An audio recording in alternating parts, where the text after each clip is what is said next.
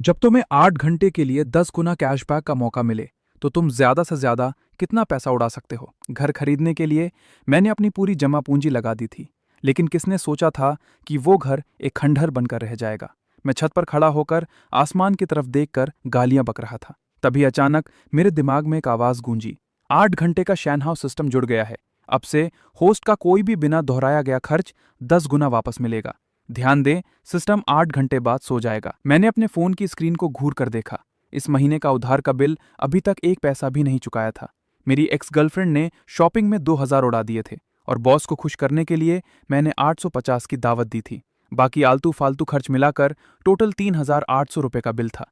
ये पैसा मैंने घर की किश्त भरने के लिए बचा कर रखा था, लेकिन अब मैंने सोच लिया था, जो होगा देखा जाएगा।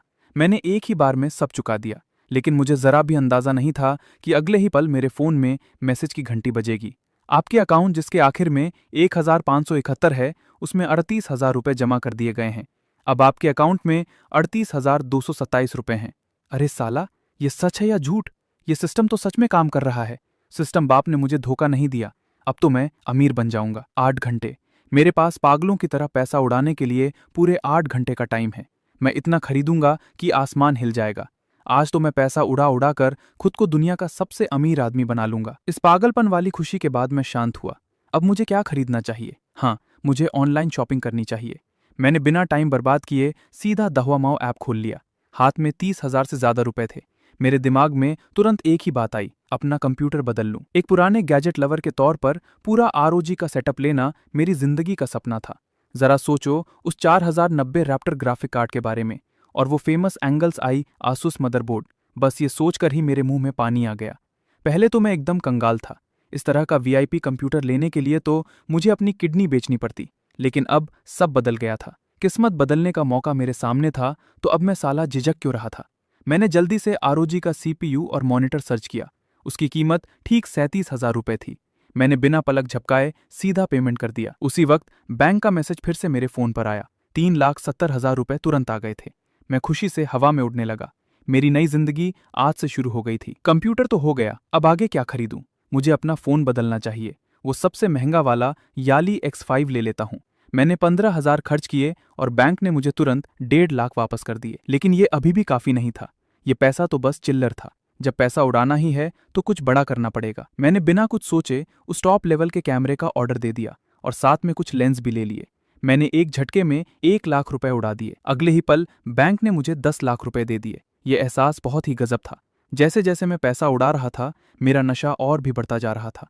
मैं रुक ही नहीं पा रहा था। मैंने सीधा अपने दहवा माओ के कार्ड को खाली कर दिया और एक बार में 30 लाख से ज्यादा रुपए उड़ा दिए।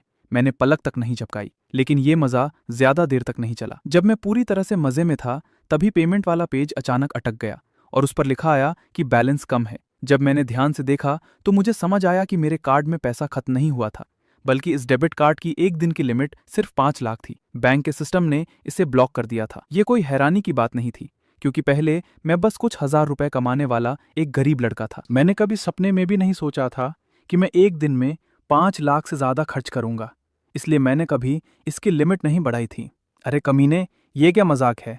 मैं सिस्टम के टाइमर को तेजी से भागते हुए देख रहा था। मैंने अपनी जैकेट उठाई और नीचे की तरफ भागा। मैंने एक टैक्सी रोकी और सीधा झोंगली बैंक की तरफ निकल पड़ा। मैं अभी ठीक से बैठा भी नहीं था कि हम पहुंच गए। बैंक मेरे घर वाली गली के ठीक सामने था। मैंने पैसे फेंके और जल्दी से बाहर निकल गया। मुझे कोई फर्क नहीं पड़ा कि ड्राइवर मुझे किसी बेवकूफ की तरह देख रहा था। मैं बैंक के अंदर घुसा और जोर से चिल्लाया, मैनेजर, यहाँ का मैनेजर कहाँ है? तभी सामने से खूबसूरत मैनेजर चलकर आई। उसके पैर गजब के लंबे थे, लेकिन वो मुझे बहुत ही नीची नजरों से देख रही थी। मेरे पास उसकी बकवास सहने का टाइम नहीं था। मैंने सीधा अपना कार्ड टेबल पर पटक दिया। मेरी लिमिट बढ़ाओ अभी के अभी। उस मैनेजर ने कार्ड को देखा और लगभग हंस ही पड़ी। उसने किसी तरह अपनी हंसी रोकी और मुझे काउंटर तक ले गई और फिर वहां से चली गई। उसके मस्त फिगर को जाते हुए देखकर मैंने अपने मन में कसम खाई कि जब मेरे पास पैसा होगा तो मैं इस लेवल की लड़की को अपनी बनाऊंगा। काउंटर वाली लड़की ने रूखेपन से कहा, नॉर्मल कार्ड की लिमिट सिर्फ 20 लाख तक बढ़ाई जा सकती है। ऐसे कैसे स्टैंड चलेगा? 20 लाख तो उड़ाने के लिए काफी नहीं है। किस्मत से मेरे अकाउंट में पहले से ही 40 लाख रुपए पड़े थे, तो उन्होंने उसी वक्त मुझे एक डायमंड कार्ड दे दिया। अब मेरी एक दिन की लिमिट सीधा 3 करोड़ हो गई थी। मैं बैंक के दरवाजे से बाहर भी नहीं निकला था कि मैंने जल्दी से अपनी जियान बाओबे ऐप का कार्ड खाली कर दिया। मैंने 3,86,700 रुपये खर्च किए और बैंक ने मुझे तुरंत 38,67,000 दे दिए। मेरे पहले के बैलेंस को मिलाकर अब मेरे कार्ड में 86,90,000 रुपये थे। मजा आ गया। एक गरीब लड़के से सीधा करोड़पति बनने का यह सफर गजब था। और अब मेरी भूख और भी बढ़ गई थी। कल तक मैं अपना एक घर होने के सपने देख रहा था और आज करोड़ों की दौलत भी मेरे लिए कम पड़ रही थी। ऑनलाइन शॉपिंग बहुत धीरे काम कर रही थी। मैंने सारे महंगे आइटम खरीद लिए थे, लेकिन फिर भी बहुत कम पैसा खर्च हुआ था। आखिर सबसे जल्दी पैसा कैसे उड़ाया जा सकता है? मैं यही सोचकर परेशान था कि तभी मेरी नज़र फिर से उसी मैनेजर पर पड़ी। मैंने बिना सोचे उससे पूछ लिया, अरे सुनो, क्या तुम्हें पता है कि सबसे जल्दी और सबसे ज्यादा पैसा कहाँ खर्च किया जा सकता है? उसने मुझे देखकर मुंह बनाया। उसे लगा कि ये गरीब लड़का फिर से अमीर बनने का नाटक कर रहा है। वो हल्की सी हंसी के साथ बोली, जाहिर सी बात है, घर या गाड़ी खरीदने में। करोड़ों का बंगला या कोई शानदार गाड़ी खरीद लो, तुम्हें समझ आ जाएगा कि पानी की तरह पैसा बहाना क्या होता है। साला, इसकी बात ने तो मेरी आंखें खोल दी। मेरा मन किया कि मैं खुद को एक जोरदार तमाचा मारूं। गरीबी ने सच में मेरा दिमाग बंद कर दिया था। मैं इस बात को कैसे भूल गया? शुक्रिया। जब मैं बहुत बड़ा आदमी बन जाऊंगा तो तुम्हें दावत जरूर दूंगा। मैंने जल्दी से ये बात कही और वहां से हवा की तरह भाग निकला। और वो मैनेजर बस खड़ी खड़ी अपना सिर हिला रही थी। बैंक के दरवाजे से बाहर निकलते ही सामने लाल रंग का टाइमर देखकर मेरी तो जैसे पैंट ही गीली हो गई। सिस्टम के सोने में सिर्फ 7 घंटे और 30 मिनट बचे थे।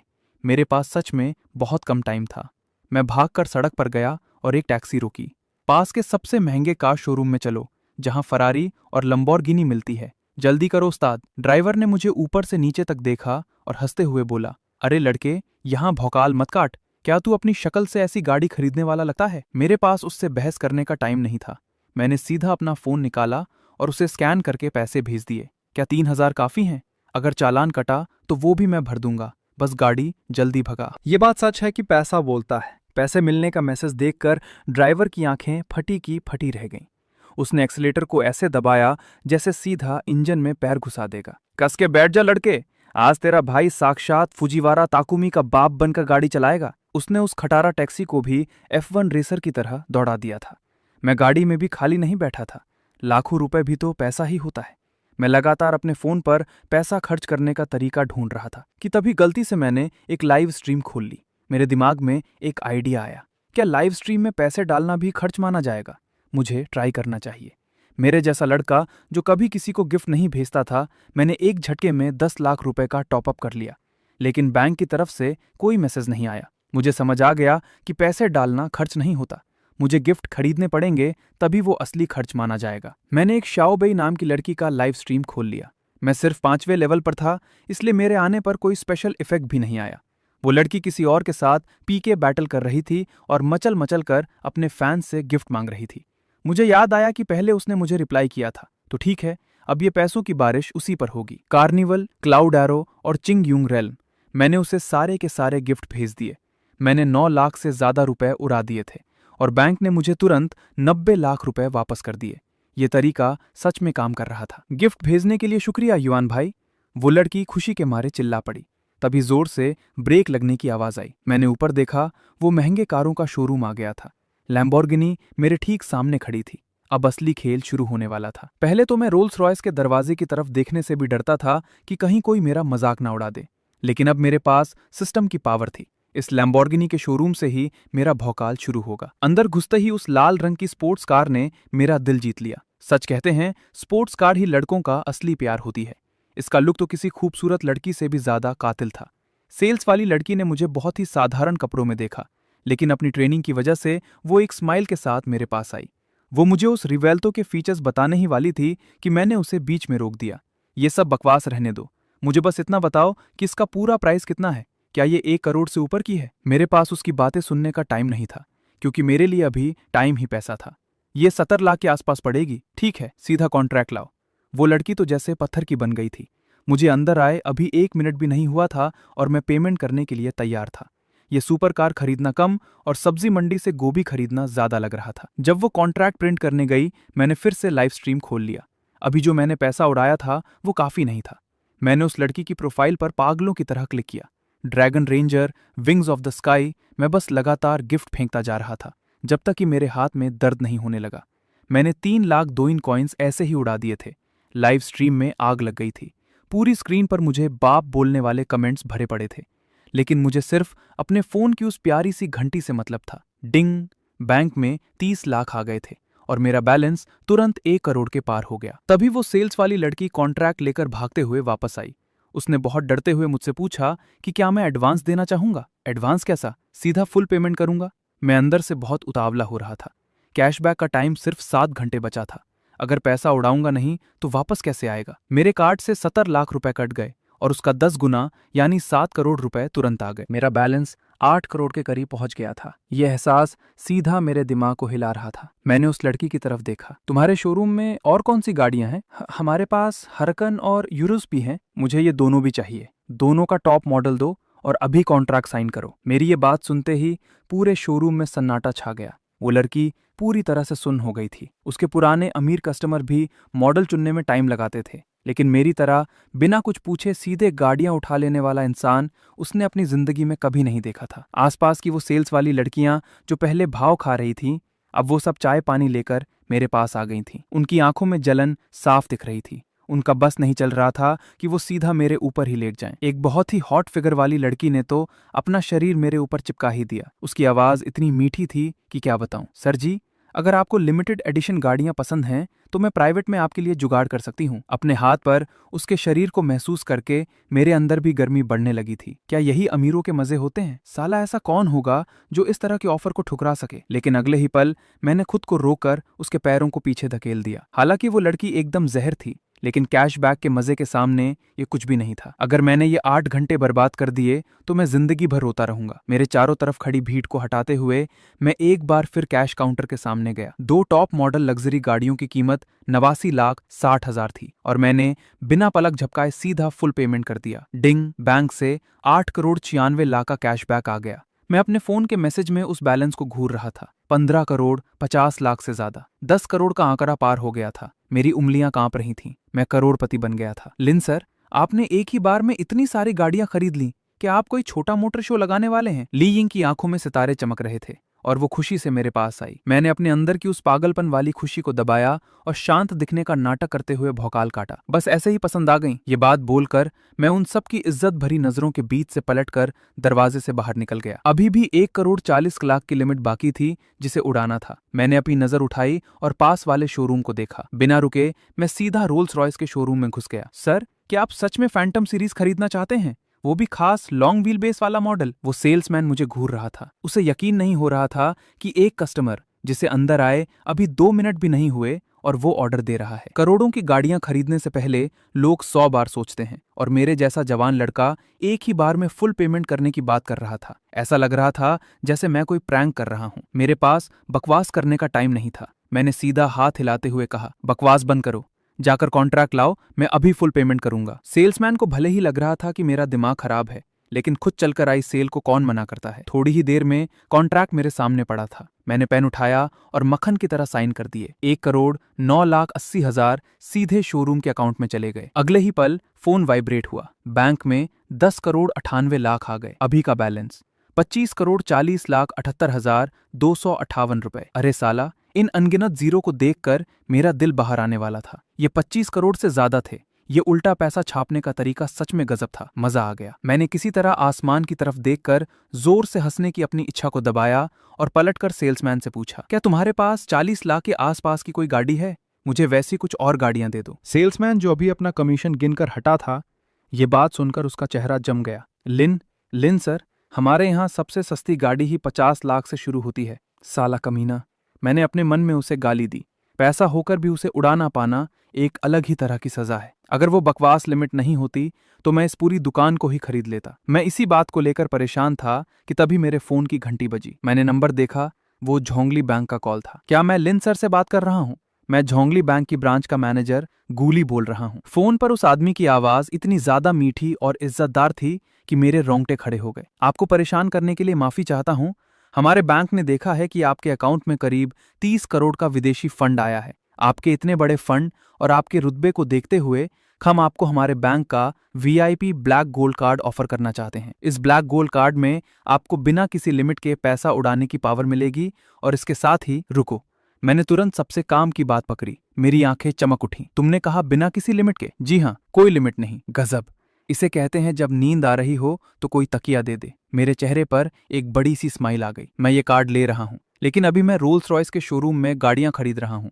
मेरे पास वहां आने का टाइम नहीं है। किसी को यहाँ भेज दो मेरा कार्ड बनाने के लिए। कोई बात नहीं लिन सर, क्या आप किसी खास मैनेजर को बुलाना चाहते हैं? कोई खास? मेरे दिमाग में तुरंत उस गजब फिगर वाली लड़की का चेहरा आ गया। उस यांग मेई को भेज दो। फोन काटने के बाद मेरी स्माइल AK-47 की गोलियों से भी ज्यादा बेकाबू हो रही थी। एक बार ये लिमिट हट जाए तो मुझे कुछ बहुत बड़ा भौकाल काटना पड़ेगा। मैं झटके से मुड़ा और उस हैरान खड़े सेल्समैन को देखा। मेरी पर्सनल मैनेजर अभी आ रही है। तब तक तुम इस शोरूम में मौजूद हर एक गाड़ी का मॉडल, बस उस फैंटम को छोड़कर सबकी एक एक गाड़ी पैक कर दो, और याद रहे सबका टॉप मॉडल होना चाहिए। क्या? उस सेल्समैन की आंखों के सामने अंधेरा छा गया। वो तो जैसे वहीं घुटने टेकने वाला था। हर गाड़ी का एक मॉडल, वो भी टॉप मॉडल। वो इतने टाइम से महंगी गाड़ियों के बाजार में काम कर रहा था, लेकिन उसने आज तक मेरे जैसा भौकाल काटने वाला इंसान नहीं देखा था। ये गाड़ियां खरीदना थोड़ी ना था, ये तो साला सीधा होलसेल में माल उठाना था। इसी बीच टैक्सी के अंदर यांग मे का दिमाग पूरी तरह से सुन्न था। 10 मिनट पहले उसने अपना खाना तक खत्म नहीं किया था कि अचानक मैनेजर ने उसे बुला लिया और बिना कुछ समझे उसे नॉर्मल मैनेजर की पोस्ट से हटाकर सीधा ब्लैक गोल्ड कार्ड की पर्सनल मैनेजर बना दिया गया। उसने VIP कस्टमर की सील पैक फाइल को कसकर पकड़ा हुआ था और डर के मारे उसके हाथों में पसीना आ रहा था। उसने सुना था कि उस आदमी का नाम लिन युआन है और वो सच में बाप लेवल का कोई बहुत बड़ा रईस है, लेकिन इतने बड़े लेवल का इंसान सिर्फ उसी को अपनी सर्विस के लिए क्यों बुलाएगा? धड़कते दिल के साथ यांग मे ने जल्दी से कार शोरूम का दरवाजा खोला। वेटिंग एरिया में आते ही उसे एक जाना पहचाना चेहरा दिखा जो हंसते हुए उसकी तरफ हाथ हिला रहा था। यांग मैडम, हम फिर से मिल गए। यांग मे की आंखें फटी की फटी रह गईं। तुम? वही सर, जो अपनी लिमिट बढ़ाना चाहते थे। बिल्कुल, और यांग मैडम का शुक्रिया जिन्होंने मुझे ये आइडिया दिया था। मैंने खड़े होकर उससे हल्के से हाथ मिलाया। देखो, तुम्हारी बात मानकर क्या मैं महंगी गाड़ियां खरीदने नहीं आ गया? यांग मेई को लगा जैसे उसके दिमाग में बिजली गिर गई हो। उस टाइम तो उसने बस मजे मजे में ऐसे ही बोल दिया था। उसे यकीन नहीं हो रहा था कि मैं सच में आ जाऊंगा। ये तो सच में अजीब इत्तेफाक है। यांग मेई का चेहरा एक पके हुए सेब की तरह लाल हो गया था।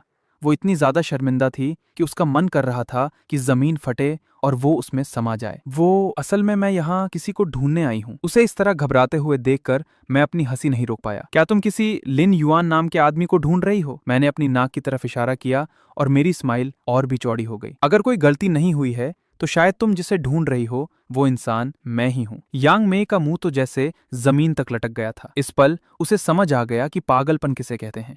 ये तो पागलपन की भी हद थी। अगर ये पहले की बात होती तो वो कभी भी इस बात पर यकीन नहीं करती कि ब्लैक गोल्ड कार्ड का VIP कस्टमर, करोड़ों का मालिक और टॉप लेवल का अमीर आदमी वही लड़का है जो इतने आम से कपड़े पहने उसके सामने खड़ा था और जिसके पास एक नॉर्मल डेबिट कार्ड था। मेरे पास उसके साथ टाइम पास करने का वक्त नहीं था। सिस्टम के सोने में 6 घंटे और 40 मिनट बचे थे और ये टाइमर मेरी आंखों के सामने मौत की घंटी की तरह लटक रहा था। यांग मैनेजर, जल्दी से कार्ड बनाओ, मुझे अभी और गाड़ियां खरीदनी है। यांग में काम में बहुत तेज थी। उसने सिर्फ 10 मिनट में ब्लैक गोल्ड कार्ड का सारा काम निपटा दिया और एक बहुत ही शानदार टेम्परेरी कार्ड मेरे हाथों में दे दिया। मेरे पास उस कार्ड की डिजाइन को देखने का बिल्कुल भी टाइम नहीं था। मैंने हाथ उठाकर थोड़ी दूर खड़े उस सेल्समैन को इशारा किया जो कुत्ते की तरह मेरे बुलाने का इंतजार कर रहा था। वो कमीना जल्दी से एक इंसान की हाइट के बराबर कॉन्ट्रैक्ट्स का बंडल उठाकर भागा हुआ आया।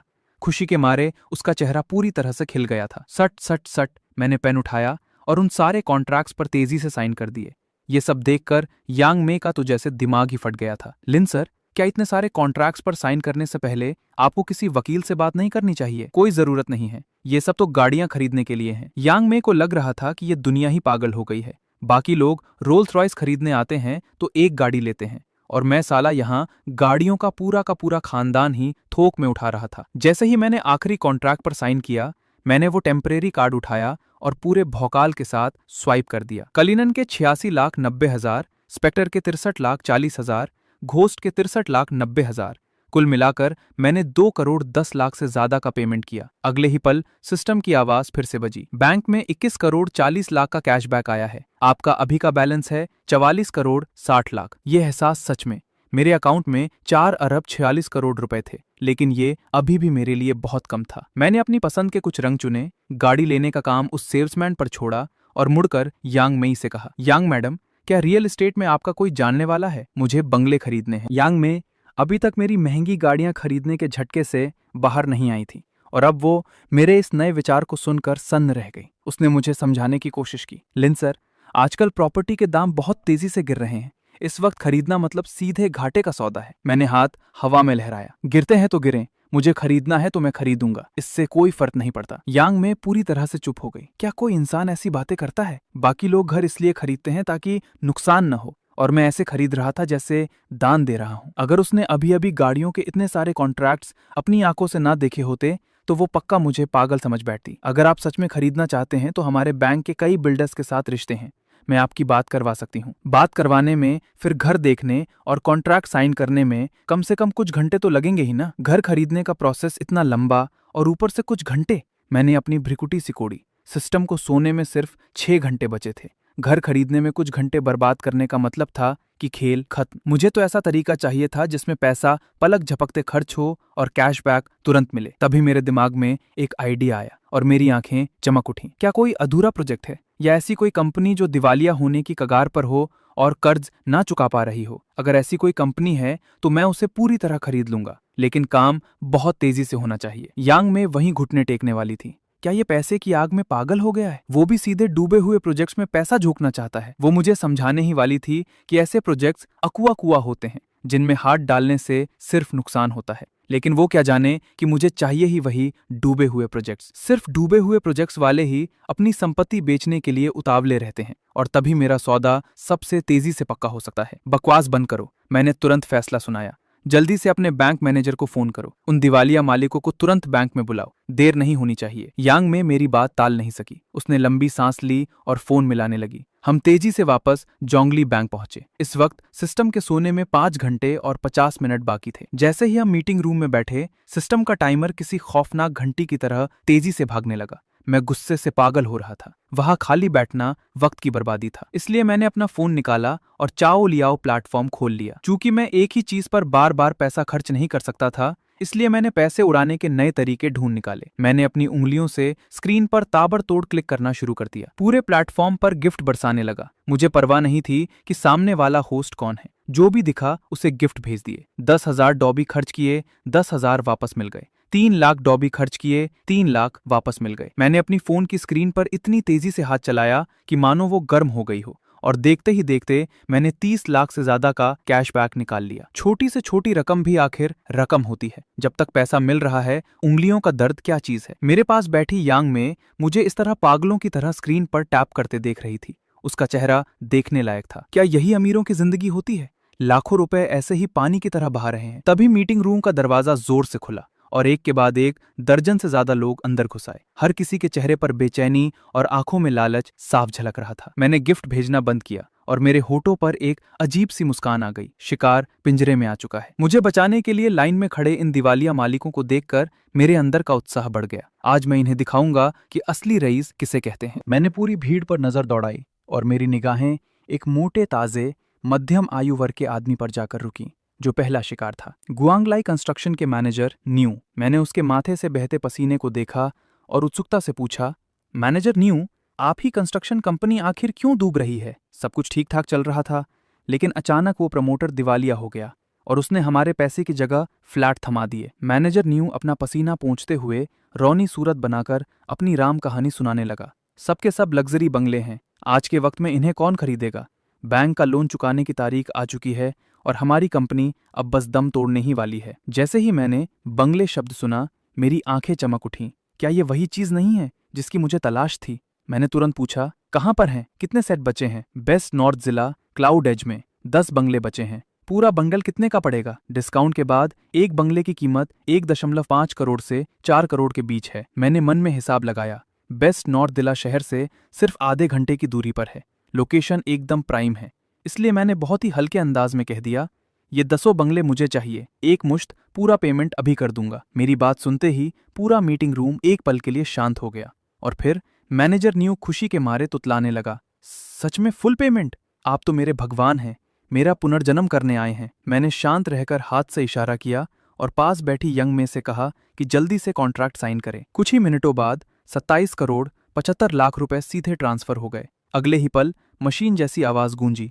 सिस्टम का कैशबैक अकाउंट में आ गया, 28 अरब 75 करोड़ रुपए। बंगलों की कीमत काटकर मेरे अकाउंट का बैलेंस सीधे 3 अरब से ज्यादा पर पहुंच गया। मजा आ गया। कुछ ही मिनटों में मुझे मुफ्त में 10 बंगले तो मिले ही, साथ ही 2 अरब से ज्यादा का नकद मुनाफा भी हो गया। क्या इस दुनिया में इससे भी ज्यादा फायदेमंद कोई सौदा हो सकता है? हाथ में 3 अरब से ज्यादा की भारी रकम आते ही मेरी रीढ़ की हड्डी और सीधी हो गई। इसके बाद मेरी नजरें और ज्यादा लाल हो गईं और मैं अपने अगले शिकार की तलाश में जुट गया। इन सभी मालिकों की नजरों में मैं एक बहुत बड़ा बेवकूफ था जो अपनी जेब से पैसे लुटा रहा था। इसलिए वे मेरी चापलूसी करने में लगे थे ताकि अपनी डूबती हुई कंपनियों को मेरे सिर मढ़ सकें। लेकिन वे क्या जाने कि मुझे यही तो चाहिए था। जितनी महंगी खरीद होगी मेरा मुनाफा उतना ही बड़ा होगा। मुझे इस बात से कोई फर्क नहीं पड़ता कि कंपनी का भविष्य क्या है। मेरे लिए खरीदना ही सबसे बड़ा फायदा है। सोने में सिर्फ 5 घंटे और 15 मिनट बाकी थे। मुझे अपनी रफ्तार बढ़ानी होगी। मैंने बिना कुछ ज्यादा सोचे समझे एक ही सांस में 10 कंपनियों के कागजातों पर धड़ाधड़ साइन कर दिए। E commerce, software, live streaming, mobile accessories, food and beverage, chemicals, metallurgy और यहाँ तक कि एक कपड़ों की फैक्ट्री और पब्लिशिंग हाउस भी। चाहे उनके प्रोडक्ट्स बेकार हों या फंड खत्म हो चुका हो, मेरे लिए कोई फर्क नहीं पड़ता था। मैंने एक ही झटके में 1.5 अरब की अधिग्रहण राशि झोंक दी और साथ में रिसर्च और डेवलपमेंट के लिए भी भारी रकम दे डाली। अगर इतनी मदद के बाद भी ये कंपनियां नहीं संभली तो समझो इनका वक्त वाकई पूरा हो चुका था। जैसे ही मैंने कागजातों पर साइन किए, सिस्टम एक बार फिर से जोर जोर से कांप उठा और कैशबैक के नोटिफिकेशन चमकने लगे। 15 अरब का आंकड़ा मेरी आंखों के सामने झिलमिला रहा था। उस खुशी को शब्दों में बयां करना नामुमकिन था। इस बैच को विदा करते ही टाइमर में 4 घंटे और 15 मिनट बचे थे। तभी मैनेजर ने एक खास मेहमान को अंदर भेजा। दादी ग्रुप के प्रोजेक्ट हेड मैनेजर लियू। मैंने अपनी भौएं सिकोड़ी और ठंडी नजरों से उसकी तरफ देखा। तुम यहाँ दादी ग्रुप के किसी अधूरे प्रोजेक्ट का कबाड़ा मेरे गले मढ़ने तो नहीं आए हो? दादी ग्रुप के मैनेजर लियू अभी बोल भी नहीं पाए थे कि मेरी बात सुनकर उनका चेहरा गुस्से और शर्म से लाल हो गया। वो पूरी तरह झेम गए और बोले, लीन सर, आपकी दूरदर्शिता वाकई गजब की है। कंपनी डूबने की कगार पर है और हमें खुद को बचाने के लिए तुरंत पैसों की जरूरत है। मैं अपनी हंसी मुश्किल से रोक पाया।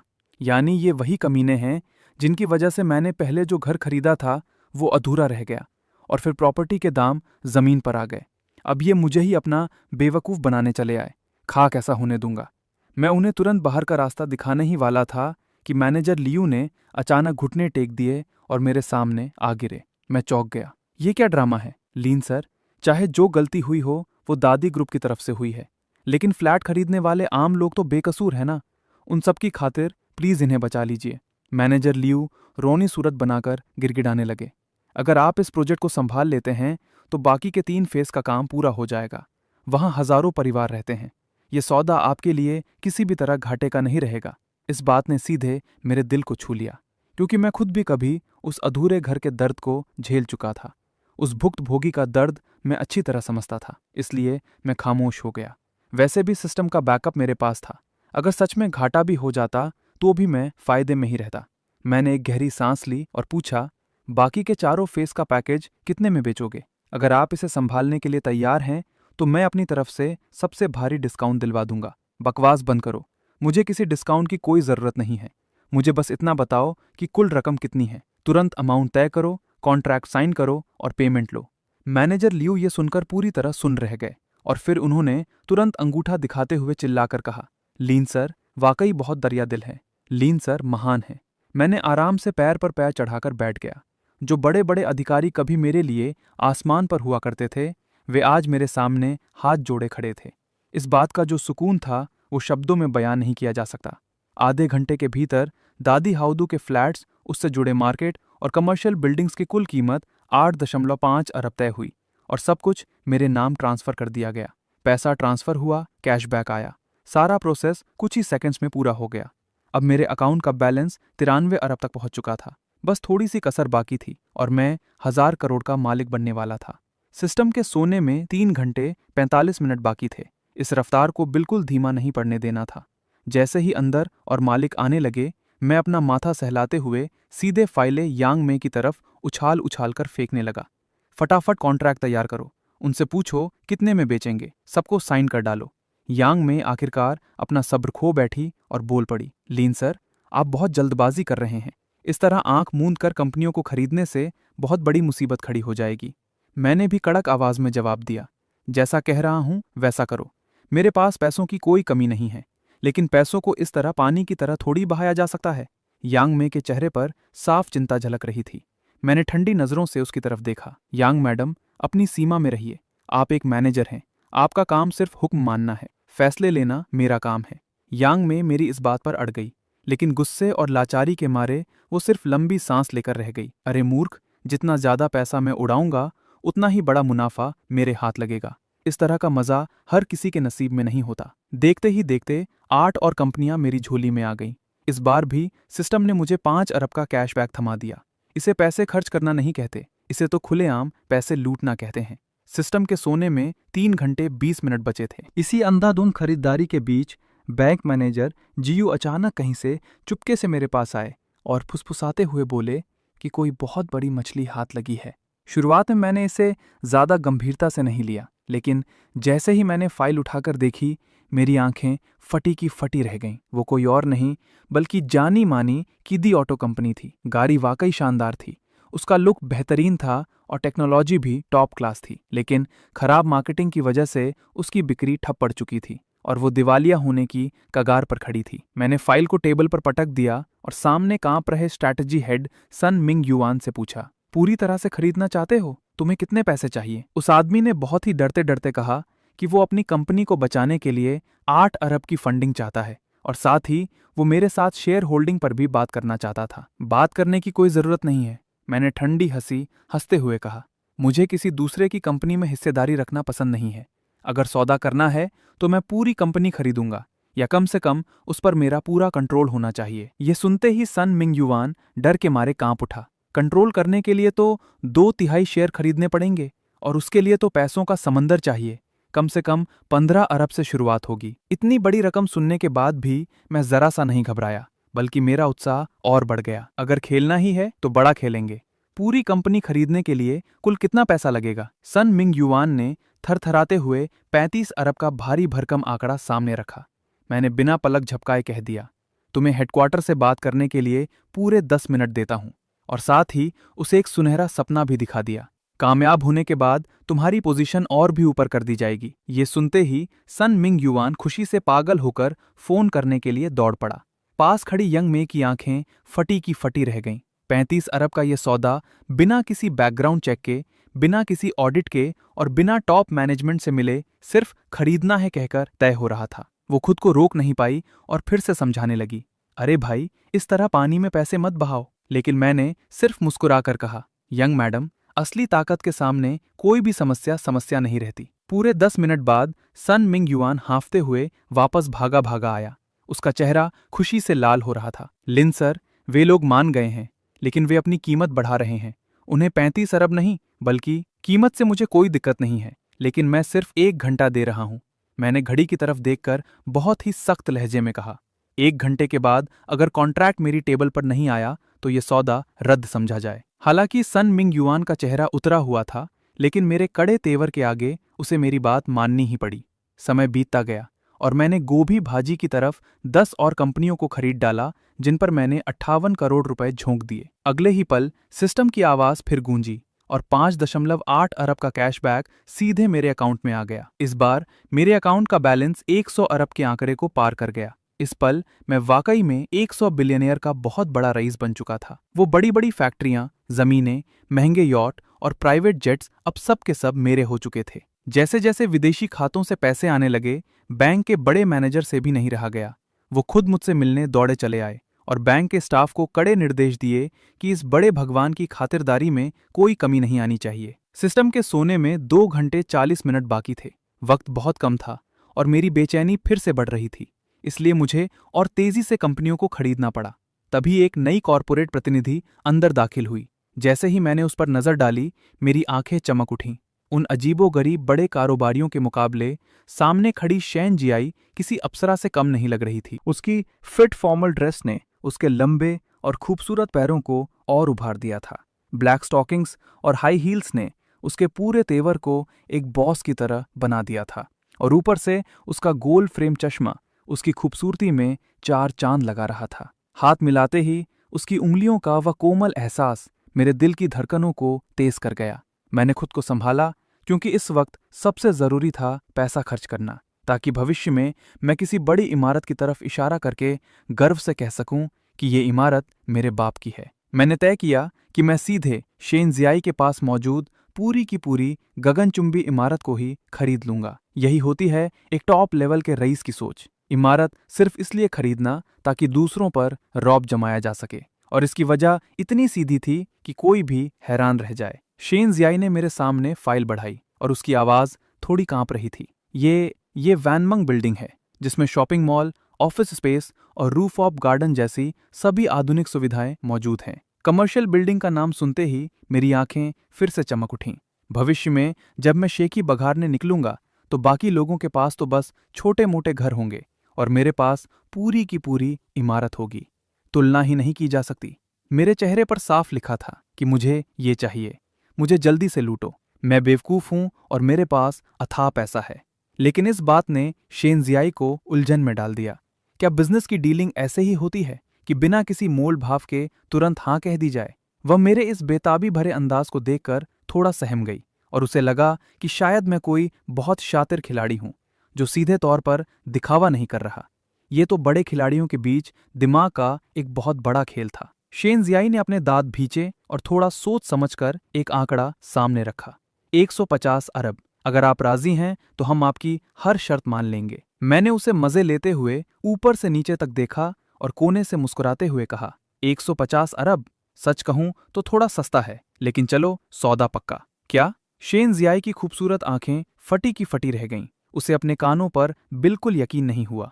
150 अरब भी सस्ता लग रहा है? वह हड़बड़ाते हुए कॉन्ट्रैक्ट तैयार करने के लिए भागी। उसे डर था कि अगर उसने थोड़ी भी देर की तो मैं अपनी बात से मुकर न जाऊंगा। उसी वक्त पसीने से लथपथ एक अधेड़ उम्र का गंजा आदमी धक्का मुक्की करते हुए मीटिंग रूम में घुस आया।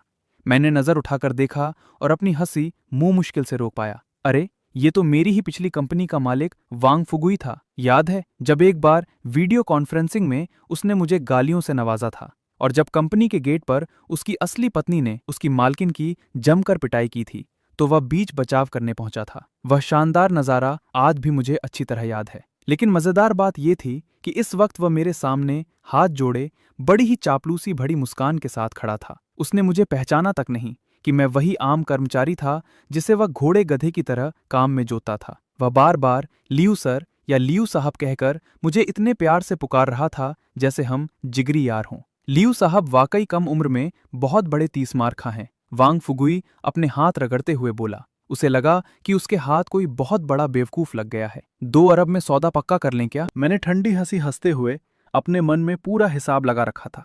इस बकवास कंपनी को खरीदने का मेरा मकसद सिर्फ इतना था कि मैं उन सभी कमीने और बदतमीज बॉस से बदला ले सकूं जिन्होंने मुझ पर रोब जमाया था, और उन सहकर्मियों को भी सबक सिखाऊं जिन्होंने मेरी राह में कांटे बिछाए थे।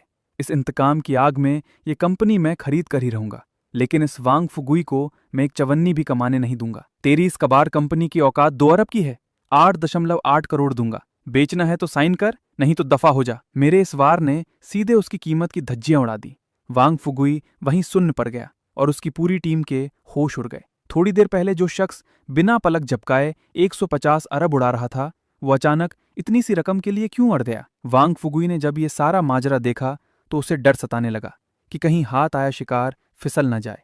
आखिरकार उसकी कंपनी की क्या हालत थी ये उससे बेहतर कोई नहीं जानता था। इसलिए उसने रोनी सूरत बनाते हुए फौरन हामी भर दी। कॉर्पोरेट कॉन्ट्रैक्ट साइन होते ही 8.8 करोड़ रुपए तुरंत ट्रांसफर कर दिए गए, और अगले ही पल मेरे दिमाग में वो ठंडी यांत्रिक आवाज फिर गूंज उठी। 10 गुना कैशबैक, 88 करोड़ रुपए सीधे अकाउंट में आ गए। मेरे अकाउंट के बैलेंस में उन अनगिनत लंबी संख्याओं को देकर 103 अरब 34 करोड़ 46 लाख। मुझे महसूस हुआ कि बिल्ली और चूहे का ये खेल अब असल मायनों में शुरू हुआ है। इसके बाद मैंने सीधे अंधाधुंध खरीदारी का दौर शुरू कर दिया और एक ही सांस में 2 और कंपनियों को निगलते हुए 8 अरब उड़ा दिए। तभी शेन जियाई की टीम ने तेजी से कदम बढ़ाते हुए उस गगनचुंबी इमारत के ट्रांसफर का कॉन्ट्रैक्ट भी फाइनल कर दिया। इस बार मैंने कुल मिलाकर 150 अरब झोंक दिए और 10 गुना कैशबैक के हिसाब से पूरे 1500 अरब सीधे मेरे खाते में आ गए। अब मेरे बैंक खाते का बैलेंस सीधे उछलकर 234.1 अरब तक पहुंच चुका था। हालांकि मेरे दिमाग में चल रहा सिस्टम का सोने वाला टाइमर अब किसी खौफनाक घंटी की तरह पागलों की तरह भाग रहा था। टाइमर में सिर्फ 1 घंटा 50 मिनट बाकी थे। इस वक्त मेरे पास पैसे गिनने की फुर्सत बिल्कुल नहीं थी। पैसे उड़ाते रहना ही मेरी सबसे पहली प्राथमिकता थी। चीदी ऑटो के फाउंडर वेन पेंग खुद अपनी टीम को लेकर बैंक के मीटिंग रूम में आ धमके, जिससे माहौल अचानक काफी तनावपूर्ण हो गया। लेकिन मैंने उस ऑटोमोबाइल इंडस्ट्री के दिग्गज को सीधे एक पक्की तसल्ली दे दी। वेन सर, कारें कैसे बनती हैं ये मैं नहीं जानता। चीदी को खरीदने का मेरा फैसला पूरी तरह से आपकी शख्सियत और सिर्फ मेरे पुराने जज्बे की वजह से है। इसलिए कंपनी के सारे फैसले लेने का हक सिर्फ आपके पास रहेगा। मुझे तो बस रिजल्ट चाहिए। वेन पेंग अपनी जगह पर पत्थर की मूर्ति की तरह जम गए। उन्होंने सपने में भी नहीं सोचा था कि मैं 30 अरब से ज्यादा का फंड लगाकर पूरी कंपनी को खरीद लूंगा और इसके बावजूद उन्हें ही कंपनी की कमान सौंपे रखूंगा। ये तो उनके लिए किसी पुनर्जन्म से कम नहीं था। लेकिन आखिर वो इस धंधे के मंजे हुए खिलाड़ी थे। एहसानमंद होने के बावजूद वो बहुत ही समझदारी से बोले, लियू साहब, ये बिजनेस के नियमों के खिलाफ है। कम से कम कुछ खास विभागों में तो आपको अपने आदमी बिठाने ही चाहिए, वरना मेरे मन में थोड़ा डर बना रहेगा। सच कहूं तो इस वक्त मेरा दिल अंदर से पूरी तरह कांप रहा था। हालांकि मैं भी पहले कॉरपोरेट की दुनिया में रह चुका था और अच्छी तरह जानता था कि अपना कोई वफादार आदमी ना होना बहुत बड़ा खतरा है। लेकिन इस वक्त पैसों के अलावा मेरे पास कोई दूसरा इंसान नहीं था जो मेरा अपना हो। इसलिए मैंने बहुत ही गंभीर अंदाज में सिर हिलाया। ठीक है, कुछ दिनों बाद मैं अपने आदमी यहाँ सेट कर दूंगा। अभी आप बेझिझक होकर काम कीजिए। जो इंसान भरोसे के काबिल ना हो उसे काम पर रखो मत, और जिस पर भरोसा करो उस पर शक मत करो। मेरी इस एक ही बात ने वेन पेंग को इतना भावुक कर दिया कि उनकी आंखें डबडबा गईं। उन्होंने कसकर मेरा हाथ थामा और कसम खाई कि वो इस जान की बाजी लगाकर मेरे इस भरोसे को टूटने नहीं देंगे। इन लोगों को विदा करने के बाद मैंने जाकर चैन की सांस ली। कम से कम एक भरोसेमंद नौकर ढूंढने के लिए ही सही वेन पेंग को संभालना बहुत जरूरी था, वरना क्या मुझे खुद उतरकर गाड़ियां बनाने उतरना पड़ता। तभी बैंक से पैसे कटने का मैसेज बजा और उसके तुरंत बाद विदेशी खाते में पैसे आने की सूचना चमक उठी। 35 अरब की भारी भरकम रकम मेरे खाते में आ चुकी थी और मेरा बैलेंस सीधे 500 अरब के पार पहुंच गया था। सिस्टम के सोने में सिर्फ 1 घंटा 20 मिनट बचे थे। सोफे पर बेसुध पड़े पड़े मुझे ऐसा लग रहा था कि मेरा शरीर पूरी तरह से निचोड़ा जा चुका है। पिछले 6-7 घंटों से मेरा दिमाग जिस हद तक तनाव में था, वैसी स्थिति में तो लोहे का शरीर भी टूट जाता। बचे हुए थोड़े से वक्त को देखकर मैंने अपने दांत भींचे और खुद को जबरन सीधा बैठाया। मुझे अभी एक और बड़ा और खतरनाक दांव खेलना ही होगा। यांग मैडम, गू मैनेजर से कहो कि इन छोटे मोटे मामलों को किनारे करे और मेरे सामने कोई सबसे बड़ा प्रोजेक्ट लेकर आए जो हमारी इस फहरिस्त का आखिरी सौदा हो। यांग मेई ने जब ये सुना तो उसका सिर चकरा गया। इमारतें खरीदी जा चुकी हैं, ऑटो कंपनी भी हाथ आ चुकी है और अब वो इससे भी कुछ बड़ा करना चाहता है। क्या इस शख्स के घर में सोने की खदान है या इसने कोई चालू सिक्का ढालने की मशीन छिपा रखी है? उसी वक्त जीयू मैनेजर का दफ्तर खरीदारों की भीड़ से पूरी तरह पैक हो चुका था। मंदी के इस दौर में जैसे ही लोगों को ये भनक लगी थी कि यहाँ कोई बेवकूफ पानी की तरह पैसा बहा रहा है, वे सभी डूबते हुए कारोबारी पागलों की तरह वहां दौड़े चले आए थे। गू मैनेजर, पहले मुझे अंदर जाने दो। मेरे सिर पर कर्जे का पहाड़ टूट पड़ा है। मुझे बचाने वाला सिर्फ यही भगवान है। ओल्ड जियांग, हमारे आपके ताल्लुक तो पुराने हैं, कम से कम मेरे लिए तो पिछला दरवाजा खोल दो। मैनेजर जियांग, रात को मैं आपको डिनर पर कंपनी दूंगी, प्लीज मुझे पहले अंदर जाने दो ना। गू मैनेजर पसीने से तरबतर हो चुके थे। रह रहकर मिन्नतें करने वाले, हुस्न का जाल बिछाने वाले और घूस देने वाले लोगों की इस बाढ़ ने उन्हें लगभग पागल कर दिया था। तभी यांग मेई ने भीड़ को चीरते हुए रास्ता बनाया और मेरा संदेश उन तक पहुंचाया। जीयू मैनेजर को जैसे डूबते को तिनके का सहारा मिल गया हो, उन्होंने पूरी ताकत से चिल्लाकर ऐलान किया, सब लोग चुप हो जाओ, लियू साहब का हुक्म है। आखिरी बार सिर्फ 100 अरब के स्केल वाली किसी बड़ी कंपनी को खरीदा जाएगा।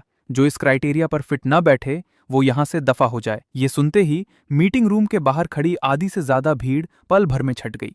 वे तमाम व्यापारी भले ही अंदर से कुड़ रहे थे, लेकिन इस वक्त सबसे बड़ा और असली सिक्का तो मेरे पास ही था। इसलिए वे कुछ नहीं बोल सके। पूरे 10 मिनट के बाद यांग में एक फाइल लाकर मेरी टेबल पर रख दी। लियू साहब, सिर्फ यही कंपनी बची है, फेंगशिंग टेक्नोलॉजी। मैंने फाइल उठाई और अपनी भ्रिकुटी थोड़ी सिकोड़ी। ये क्या बनाती है? ये फ्लेक्सिबल स्क्रीन बनाती है। इसके पास पेटेंट का बहुत मजबूत बेस है और इंडस्ट्री में इसका रुतबा काफी ऊपर है। बस फर्क ये है कि ये डूबने की कगार पर है। इतनी शानदार कंपनी होने के बावजूद ये डूब कैसे सकती है? मुझे थोड़ी हैरानी हुई। यांग में ने एक लंबी सांस छोड़ी। इसकी स्ट्रैटेजी गलत हो गई थी। आराम से अच्छी भली सप्लायर बनने के बजाय वे खुद फोन बनाने के खेल में उतर गए और बड़ी बड़ी कंपनियों से पंगा ले बैठे, जिसके बाद इनकी सप्लाई चेन पूरी तरह टूट गई। पूरी कहानी सुनने के बाद मेरे होठों पर एक गहरी और अर्थपूर्ण मुस्कान तैर गई। मामला दिलचस्प है। उस सीईओ को अंदर भेजो। थोड़ी ही देर के बाद फैंगशान टेक्नोलॉजी का सीईओ मा जियान मीटिंग रूम के अंदर दाखिल हुआ। मामूली औपचारिक बातचीत के बाद मैंने बिना घुमाए फिराए सीधे मुद्दे पर बात की, ताकि उसका वक्त बर्बाद ना हो। फंडिंग फेल हो गई है। अब तुम सीधे बैंकरप्सी और लिक्विडेशन का इंतजार कर रहे हो, है ना? मा जियान का चेहरा थोड़ा फीका पड़ गया, लेकिन फिर भी उसने खुद को संभालते हुए सिर हिला दिया। हमारा प्लान आईपीओ के जरिए 14 अरब जुटाने का था। बदकिस्मती से बात नहीं बन पाई, लेकिन अगर थोड़ा फंड मिल जाए तो फैंगशैंग फिर से खड़ी हो सकती है। मैंने अपनी उंगलियों से टेबल पर तेजी से थपथपाना शुरू कर दिया। वह रफ्तार इतनी तेज थी कि सुनने वाले की धड़कनें बढ़ जाती। अभी तुम्हारी वैल्यूएशन कितनी है? पहले यह सबसे ऊपर 55 अरब थी, लेकिन मौजूदा हालात में कम से कम 10 अरब के आसपास बैठी है। जहां तक कर्जे की बात है, दोनों कंपनियों का मिलाकर लगभग 5 अरब का बकाया है। ये सुनते ही मेरे दिमाग में पूरा गणित पूरी तरह साफ हो गया। अगले ही पल मैंने बहुत ही सामान्य लहजे में मा जियान की तरफ देखा। ऐसा है, मैं इसे पूरी तरह से खरीदने के लिए 20 अरब कैश देता हूँ और इसके अलावा रिसर्च और डेवलपमेंट के लिए 15 अरब और अलग से काउंट्स होंगे। मेरे मुंह से ये बात निकलते ही मा जियान की आंखें फटी की फटी रह गईं और वो अपनी जगह पर जड़ होकर बिल्कुल सुन पड़ गया। ये बंदा आखिर कौन सा नशा करके आया है? मा जियान अच्छे से जानता था कि फैंगशैंग टेक्नोलॉजी अब पूरी तरह डूब चुकी है और दिवालिया होकर लिक्विडेशन होना तय था। कर्मचारियों की सैलरी बहुत समय से रुकी हुई थी। कोई भी समझदार इंसान इसमें 10,000 भी इन्वेस्ट नहीं करना चाहता था, फिर अरबों की बात तो दूर की है। लेकिन मैं तो पैसा लगाने वाला ही था और साथ में 100 अरब और लगाने वाला था। ये हरकत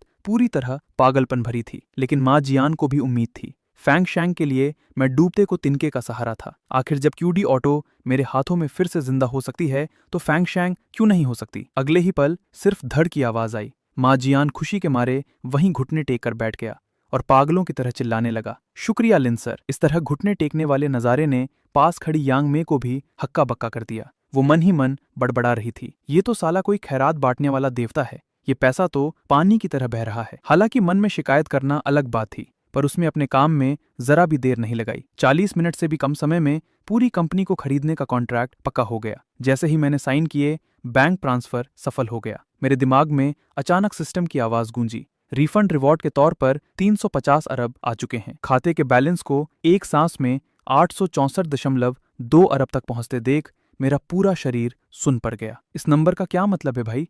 देश का सबसे रईस इंसान भी कुल मिलाकर 400 अरब के आसपास की संपत्ति रखता है और मेरे पास तो सिर्फ कैश ही उनके मुकाबले 2 गुना है। इसके अलावा 30 से ज्यादा कंपनियां और अनगिनत बंगले, यार्ड अलग से हैं। अगर मैं अपनी संपत्ति सबके सामने ले आऊं तो मैं सीधा देश का नंबर 1 रईस बन जाऊंगा और दुनिया के टॉप अमीर लोगों की लिस्ट में भी टॉप 10 में घुस जाऊंगा। और इस सब में मुझे सिर्फ 8 घंटे लगे। सोने का काउंटडाउन 30 मिनट। फैंगशैंग की टीम को जाते हुए देखकर मैं सोफे पर टिक गया और मेरे दिल में अचानक एक खालीपन सा छा गया। अरबों के इतने बड़े सौदे करने के बाद अब ऑनलाइन शॉपिंग या गिफ्ट देने जैसी बकवास करने में मुझे ऐसा लग रहा था जैसे कोई बेस्वाद चीज चबा रहा हूं। चूंकि शेयर सिस्टम की नजर में खर्च नहीं माने जाते, तो क्यों ना कुछ सीधा और धमाकेदार खेल खेला जाए। मैंने मुड़कर यांग में से पूछा, क्या तुम्हारा बैंक घर और गाड़ियां खरीदने में मदद कर सकता है? मुझे रेडी स्टॉक चाहिए, जितनी जल्दी हो सके। अगर ये बात कोई और बोलता तो लोग उसे भौकाल काटना कहते, लेकिन एक खरबपति के मुंह से ये बात निकलना मतलब असली ताकत है। यांग में ने 1 सेकंड की भी देरी नहीं की और तुरंत कांटेक्ट करना शुरू कर दिया। 5 मिनट के बाद उसने सीधे पोर्शे, मर्सिडीज, BMW जैसी 1 दर्जन से ज्यादा कार कंपनियों और 3 रियल एस्टेट कंपनियों की स्टॉक लिस्ट लाकर मेरे सामने रख दी। 10 लाख से ऊपर की लग्जरी गाड़ियां, हर मॉडल की एक गाड़ी चाहिए। शहर के बीचों बीच 8 बड़े फ्लैट और 55 लग्जरी गाड़ियां। कुल कीमत 13.49 करोड़ थी। मैंने पलक तक नहीं झपकाई और सीधा पेमेंट कर दिया। अगले ही पल 1.4 अरब का कैशबैक तुरंत आ गया। इस समय मेरे कार्ड का बैलेंस सीधे उछलकर 866.1 अरब हो गया था।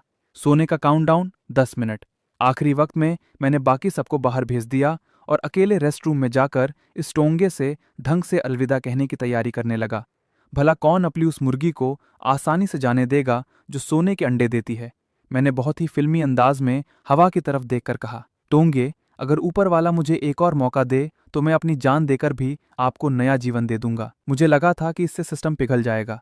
तभी अचानक वो ठंडी यांत्रिक आवाज गूंज उठी, चेतावनी, सिस्टम ऊर्जा के रूप में होस्ट की जीवन शक्ति को सोख सकता है। इस त्रिआयामी अंतरिक्ष को छोड़ने के लिए क्या आप इसे सोखना चाहते हैं? मेरे चेहरे के हाव भाव वहीं जम गए।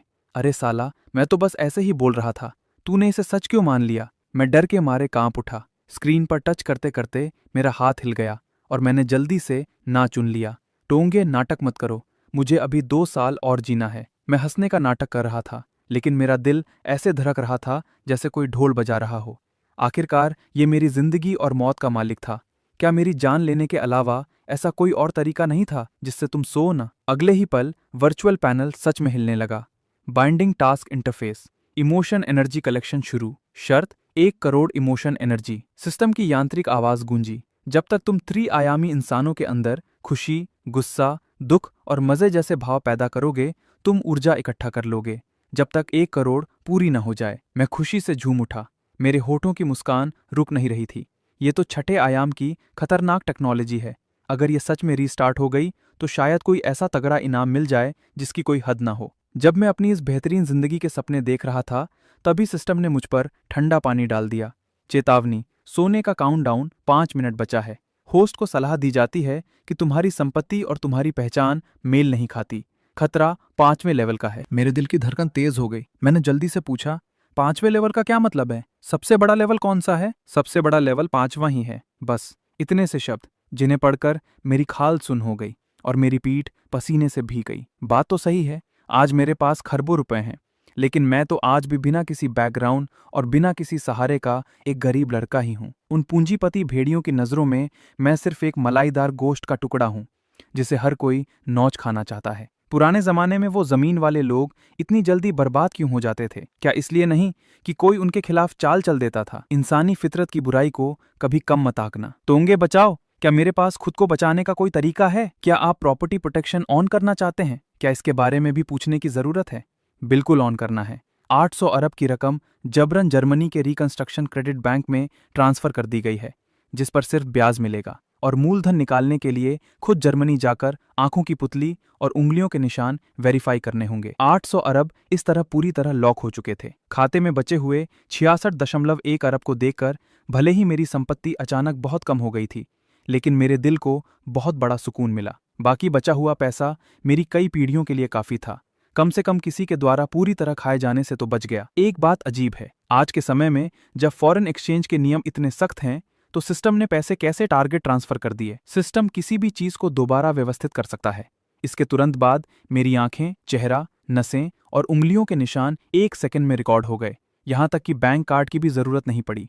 मेरा शरीर ही इकलौती चाबी था। इससे पहले कि मैं पूरी तरह होश में आ पाता, सिस्टम की आखिरी आवाज गूंज उठी, ऊर्जा खत्म हो चुकी है, जबरदस्ती स्लीप मोड में जा रहे हैं। दिमाग में एक रोशनी चमकी और सारे इंटरफेस पल भर में गायब हो गए। टोंगे, टोंगे भैया, मैंने 2 बार हड़बड़ाकर आवाज दी, लेकिन जवाब में सिर्फ मौत जैसी खामोशी मिली। इस पल एक बहुत बड़ा डर मेरे अंदर समा गया। क्या अभी तक जो हुआ वो सब सिर्फ एक सपना था? मैंने अपनी जांघ पर जोर से एक चींटी काटी। उस तेज दर्द ने मुझे तुरंत होश में ला दिया। पागलों वाली खुशी मेरे चेहरे पर छा गई। सच है, सब कुछ सच है। मैं सच में 800 अरब का मालिक बन चुका हूं। तभी किसी ने दरवाजे पर हल्के से खटखटाया। खट खट खट। यांग मेई फाइलें लेकर अंदर आ गई। उसकी फॉर्मल ड्रेस में उसका फिगर काफी गजब लग रहा था। लिन सर, घरों के नाम ट्रांसफर का काम पूरा हो गया है। बड़े वेयरहाउस भी किराए पर ले लिए गए हैं। क्या आपका कोई और आदेश है? सामने इस काबिल और तेज तर्रार कॉर्पोरेट महिला को देखकर मुझे अचानक उस पर थोड़ा प्यार आ गया। अगर मुझे खुद को बचाना है तो मेरे पास ऐसे भरोसेमंद और काम करने वाले लोग क्यों नहीं होने चाहिए? मैंने अपना गला साफ किया और ऐसे ही पूछ लिया, यांग मैडम, बैंक में तुम्हारी साल भर की कमाई कितनी है? यांग में थोड़ी चौंक गई और उसने बिना सोचे जवाब दिया, मैं ब्लैक गोल्ड कार्ड की पर्सनल मैनेजर हूँ। बोनस मिलाकर साल के लगभग 50 लाख मिल जाते हैं। मैंने हल्के से मुस्कुराते हुए अपना हाथ आगे बढ़ा दिया। नौकरी छोड़ो और मेरे साथ काम करो। सालाना सैलरी 5 करोड़ मिलेगी। सोचने के लिए सिर्फ 1 मिनट का वक्त है।